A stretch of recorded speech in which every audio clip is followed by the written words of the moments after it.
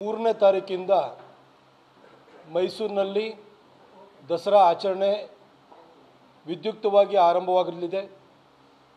ಮಾನ್ಯ ಮುಖ್ಯಮಂತ್ರಿಗಳು ಹಂಪನ ಅವರು ಈ ಉದ್ಘಾಟನೆಯನ್ನು ನೆರವೇರಿಸಿಕೊಡಲಿದ್ದಾರೆ.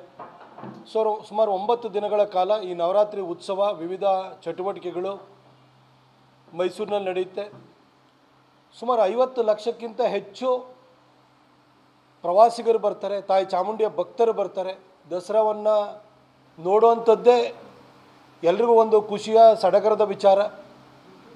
ಪ್ರತಿ ವರ್ಷ ಸೆಪ್ಟೆಂಬರ್ ಅಕ್ಟೋಬರ್ ಬಂತು ಅಂತ ಅಂದ್ಕೂಡಲೇ ಇಡೀ ಮೈಸೂರಿನಲ್ಲಿ ಒಂದು ರೀತಿಯ ಹಬ್ಬದ ವಾತಾವರಣ ಸೃಷ್ಟಿಯಾಗುತ್ತೆ. ತಾಯಿ ಚಾಮುಂಡೇಶ್ವರಿಗೆ 9 ದಿನಗಳು ವಿವಿಧ ಅಲಂಕಾರವನ್ನು ಮಾಡ್ತಾರೆ. ಲಕ್ಷಾಂತರ ಜನ ಭಕ್ತರು ಬಂದು ಆಕೆಯ ದರ್ಶನವನ್ನು ಪಡೆದು ಆಶೀರ್ವಾದವನ್ನು ಕೋರಿ ಪ್ರಾರ್ಥನೆ ಮಾಡಿ ಹೋಗ್ತಾರೆ. ಹೀಗೆ ಮೈಸೂರು ದಸರಾ ಸಂದರ್ಭದಲ್ಲಿ ಭಕ್ತಿ ಭಾವದಿಂದ ತಾಯಿ ಚಾಮುಂಡಿಯ ಆರಾಧನೆಗೆ ಸಿದ್ಧವಾಗುತ್ತೆ.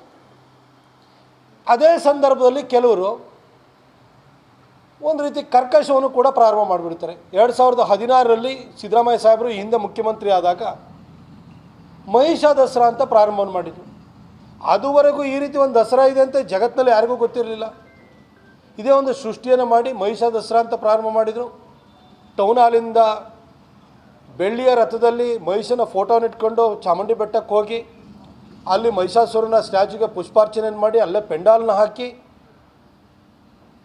ಅಲ್ಲಿ ತಾಯಿ ಚಾಮುಂಡಿಗೆ ಬಗ್ಗೆ ಇಲ್ಲ ಸಲ್ಲದ ಮಾತುಗಳನ್ನಾಡೋದು, ತಾಯಿ ಚಾಮುಂಡಿ ಬಗ್ಗೆ ನಿಂದನಾತ್ಮಕವಾದಂಥ ಮಾತುಗಳನ್ನಾಡೋಂಥದ್ದು, ಈ ರೀತಿಯ ಒಂದು ಹೊಸ ಚಾಳಿಯನ್ನು ಹುಟ್ಟುಹಾಕಿದರು.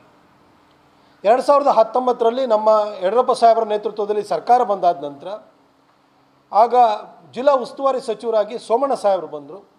ಆಗ ನಾನು ಸೋಮಣ್ಣ ಸಾಹೇಬ್ರಿಗೆ ಹೇಳಿದೆ, ಈ ರೀತಿ ತಾಯಿ ಚಾಮುಂಡಿಗೆ ಅವಮಾನ ಮಾಡುವಂಥ ಈ ರೀತಿ ಒಂದು ಪದ್ಧತಿಯನ್ನು ಹೊಸದಾಗಿ ಸೃಷ್ಟಿ ಮಾಡಿದರೆ, ತಾಯಿ ಚಾಮುಂಡಿಗೆ ಕೋಟ್ಯಂತರ ಜನ ಭಕ್ತರಿದ್ದಾರೆ, ಇಲ್ಲಿ ಯಾರೋ 3 ಜನ ವಿವೇಚನಾ ರಹಿತವಾಗಿ ಈ ರೀತಿ ಒಂದು ಆಚರಣೆಯನ್ನು ಹುಟ್ಟುಹಾಕಿ ತಾಯಿಗೆ ಅವಮಾನ ಮಾಡೋಂಥದ್ದನ್ನು ನಾವು ಸಹಿಸೋಕ್ಕಾಗಲ್ಲ, ಇದನ್ನು ಮಟ್ಟ ಹಾಕಬೇಕು ಅಂತ ಕೇಳಿದೆ.